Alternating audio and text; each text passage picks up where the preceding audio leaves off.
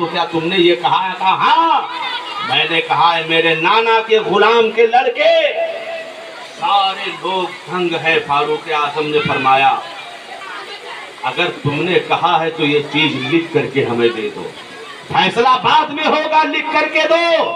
کاغذ اور قلم لایا گیا۔ شہزادے نے فرمایا کہ اے عمر جب میں نے زبان سے کہہ دیا ہے تو لکھ کر کے بھی دے دوں گا۔ اللہ پر کاغذ منگایا گیا، قلم منگایا گیا، اس کے بعد میں دیا گیا۔ امام حسین نے فرمایا اس پہ لکھا اے میرے کوئی خاموش نہیں رہے گا۔ حضرت امام حسین نے اس کاغذ کے اوپر دستخط کیا ہے۔ دستخط کرنے کے بعد میں فاروق اعظم کو دیا ہے۔ جب فاروق اعظم کے ہاتھ میں وہ چٹھی ملی ہے، وہ خط ملا ہے، فاروق اعظم کی آنکھوں سے آنسو برسنے لگے۔ آپ نے مجمع میں فرمایا اے میرے ساتھیوں گواہ ہو جاؤ، امام حسین نے مجھے غلامی کی سند عطا فرما دی ہے۔ سبحان اللہ، سبحان اللہ، سبحان اللہ۔ امام حسین نے مجھے غلامی کی سند عطا فرما دیا ہے۔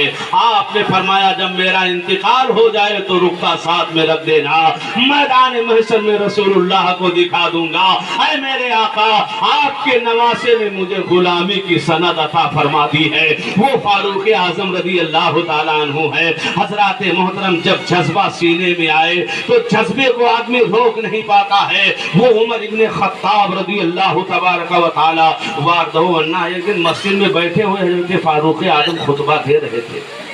امام حسین چلتے چلتے آئے اور کہا کہ یہ تو میرے نانا کا خطبہ منبر ہے، اتریے نیچے۔ تو حضرت فاروق اعظم نیچے اترے۔ کہا یہ میرے نانا کا منبر ہے۔ کہا شہزادے بے شک تمہارے نانا کا منبر ہے۔ تو آپ نے بچپن میں فرمایا کہ تمہارے نانا کا کوئی منبر نہیں ہے۔ تو حضرت عمر ابن خطاب نے فرمایا ہے جنتی جوانوں کے سردار میرے نانا کا کوئی منبر نہیں، یہ تو تمہارے نانا کا صدقہ ہے، ورنہ مکہ کی زمین کے اوپر میں اونٹوں کو چرایا کرتا تھا، مجھے کوئی پوچھنے والا نہ تھا۔ تمہارے نانا کے غلامی نے مجھے یہ مرتبہ عطا فرما دیا ہے کہ آج آدھی دنیا سے اوپر حکومت کرتا ہوا نظر آ رہا ہوں۔ اور عمر فاروق اعظم کی حکومت یہ تھوڑی کہ صرف زمین پر تھی، آسمانوں پر ان کی حکومت ہے، دریاؤں کی طغیانی کے اوپر ان کی حکومت ہے۔ حضرت فاروق اعظم کے دور میں ایک بار ایک کشتی نوشیروان عادل کے زمانے کی کشتی دریائے دجلہ کے دلدل میں پھنس گئی۔ سارے اس کے لشکر نے اس کو نکالنا چاہا مگر کسریٰ کے لشکر نے اس کشتی کو نکال نہ پایا۔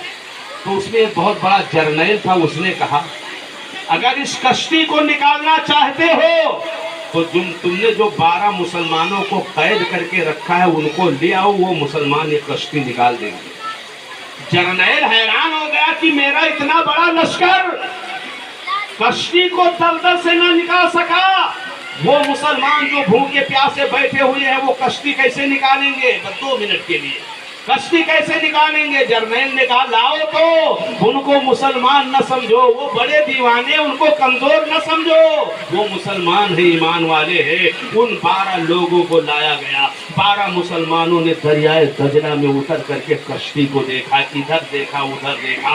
اس کے بعد میں کہا، بادشاہ نے کہا، جرنیل نے کہا اے مسلمانوں اگر یہ کشتی تم دجلہ سے دلدل سے پار نکال دو گے تو ہم تمہیں رہا کر دیں گے۔ ان لوگوں مسلمانوں نے کہا کہ ٹھیک ہے ہم سب مانتے ہیں، تم رہا کرو یا نہ کرو، ہم قید میں رہیں گے تو رسول اللہ کی نعت پڑھتے رہیں گے، گھر میں رہیں گے تو پڑھتے رہیں گے، قید میں بھی تو رہیں گے، جہاں رہیں گے رسول اللہ کی نعت پڑھتے رہیں گے، ہمیں کوئی فرق نہیں پڑتا ہے، لیکن ایک شرط ہے کہ جب ہم کشتی کو نکالنے کے لیے چلیں تو ہم کو ایک نعرہ لگا دینے دیں۔ بادشاہ نے کہا اجازت ہے، بول جاؤ نعرے میں ہماری کتنی طاقت ہے۔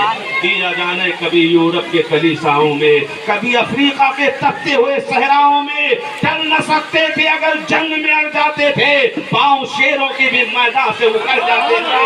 دست و دست ہے، دریا بھی نہ چھوڑے ہم نے، پہلے ظلمات میں दौड़ा दिए घोड़े हमने, आ गया गराने लड़ाई वक्त नमाज, किबला रूहों के जमी बोश हुई कौमे हिजाज, एक ही सब में खड़े हो गए महमूद व अयाज, न कोई बंदा रहा न कोई बंदा नवाज, टल न सकते थे अगर जंग में अड़ जाते थे, पांव शेरों के भी मैदान से उखड़ जाते थे। का नारा लगा लेने की 12 मुसलमानों ने कंधा लगाया जिसे पूरा लश्कर नहीं निकाल पाया, बस्ती को कंधा लगाया, और जब सारे लगा चुके तो लगाया है नारा रिसालत, अपने आका को पुकारा है, नारा लगाया है, जमीन ने देखा, आसमान ने देखा, दुनिया वालों ने देखा, 12 लोगों ने पूरी कश्ती को अपने कंधे पर उठा लिया है, सुभान अल्लाह, सुभान अल्लाह, ला करके रख दिया। जब देखा है जर्नैलों ने और कुफार और मुशरिकीन ने तो कहने पर मजबूर हो गए कि अगर ऐसे मुसलमान हैं तो इनकी ताकत नहीं है, रसूलुल्लाह की मोहब्बत है, है दरिया भी न छोड़े हमने, पहले जुल्मात में दौड़ा दिए घोड़े हमने, यही तेवर लेकर के मेरा इमाम करबला के मैदान में उतरा था और मैदान करबला से सदाए आम दे रहा था यारान नुक्ता को, और पैगाम हक पहुंचा रहा था कि शाखे तमन्ना हरी है जली तो नहीं, इश्क की आग अभी दिल में लगी है बुझी तो नहीं। देखता हूँ कितने लोग इस शेर को समझते हैं और कितने लोग इसको कैच करते हैं। आपने ऐलान फरमाया यजीदियों सुनो, जब गर्दन कटने की बारी आई थी इमाम पाक की तो आपने फरमाया यजीदियों सुनो, शाखे तमन्ना हरी है जली तो नहीं, इश्क की आग अभी दिल में लगी है बुझी तो नहीं, जफाकारों के तेग से गर्दन वफाशियारों की कटी है बरसरे मैदान मगर झुकी तो नहीं, कटी है बरसरे मैदान मगर झुकी तो नहीं। इस्लाम जिंदाबाद, इमाम पाक पाइंदाबाद। आप जरा एक आपसे मेरी रिक्वेस्ट है मेरे भाई, अर्ज कर रहा हूँ, ये हमारे कमेटी वाले बेचारे ये तो रहते ही हैं, थोड़ा आप पहले आने की कोशिश कीजिए। आप उमर इब्ने खत्ताब रज़ी अल्लाह तआला अन्हु की आपको शुजाअत भी देखना है, उनकी अदालत भी देखना है, उनका कारनामा भी देखना है। हज़रात मोहतरम अगर मेरा इमाम करबला के मैदान में अपने सर को न कटाता तो आज ये गाजियों को की नजर न आती।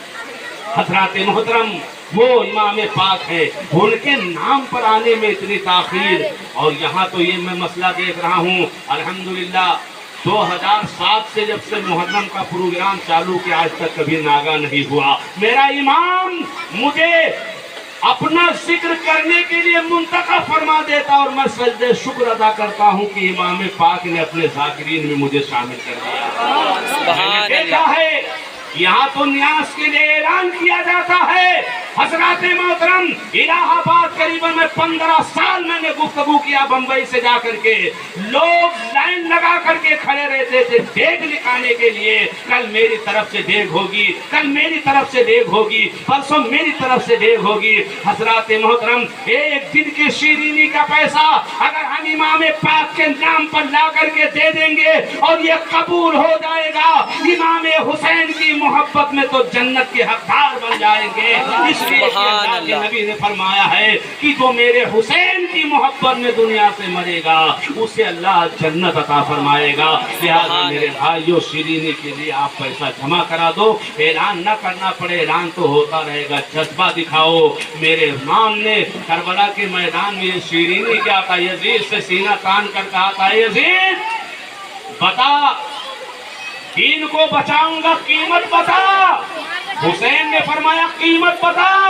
अली अकबर चाहिए जवानी ले ले, कासिम चाहिए जवानी ले ले, और अगर तुझे लेना है तो अली असगर का बचपना ले ले, और अगर चाहिए मैं अपने खून का आखिरी कतरा बहा दूंगा मगर नाना के दीन से समझौता नहीं करूंगा, शरीयत से समझौता नहीं करूंगा।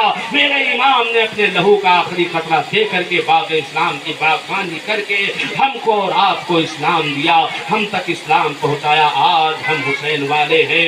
यजीद की हुकूमत तो चंद मिनट थी, कत्ले हुसैन असल में मर्गे यजीद है। इस्लाम जिंदा होता है हर करबला के बाद। الصلاة استغفر الله ربي من كل ذنب واتوب اليه وما علينا الا البلاغ. السلام عليكم ورحمة الله وبركاته.